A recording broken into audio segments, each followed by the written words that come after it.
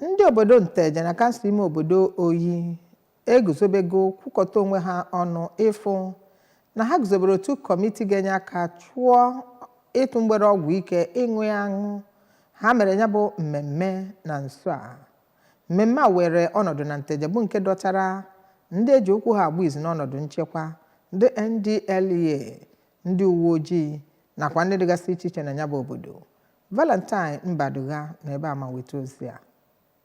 Ọ na-ekwu okwu gbasara ya bụ ajọ ọnọdụ ka onye jikwa President General nke obodo Nteje bụ Dọkịta Nnamdi Ilodoba kọwapụtara na ebumnobi ha bụ ịgba mbọ hụ na-achụrụ ịṅụ ọgwụ ike ọsọ okwu eru ala na ya bụ obodo Nteje, ebe o kwuru na ndị niile na-ele ọgwụ ike bụ ndị achọghịzi na obodo Nteje ma kọwaa na ịṅụ ọgwụ ike bụ nnọọ ihe nke na-eweta mkpasa n'obodo n'ebe ọ dị ukwuu. Dr. Ilodoba kwuru na ọtụtụ ụmụ ntorobịa na-eto eto bụ ndị nke nagoro n'ihi ịṅụ ọgwụ ike, ebe o kwuru na ụfọdụ ahapụla agụmakwụkwọ ha na ọrụ aka dị iche iche ha na-arụ n'ihi ya bụ ọgwụ ike nke ha na-aṅụ, ma kwuo na ya bụ ajọ ọnọdụ bụ nke onye na onye ọbụla ga-etinye aka ịhụ na achụpụrụ ka ọ laa kpamkpam.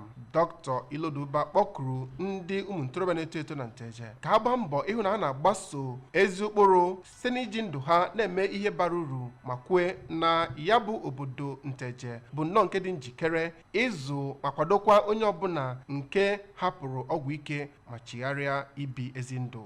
Ọ gara n'ihu dọọ aka na ntị nyegara ndị na-ele ya bụ ọgwụ ike n'obodo Nteje ka ha ji aka ha kwapụ n'obodo ahụ, ebe o kwuru na onye ọbụla aka kpara bụ onye nke a ga-ata ahụhụ dịka iwu si kwue. Ọ gara n'ihu kelee ndị obodo Nteje niile maka inye ha ezi nkwado, ma kwue na ha na ndị ọrụ nchekwa niile ga-ejikọ aka ọnụ ịhụ na ya bụ ezi ebumnobi nke bịara na mmezu.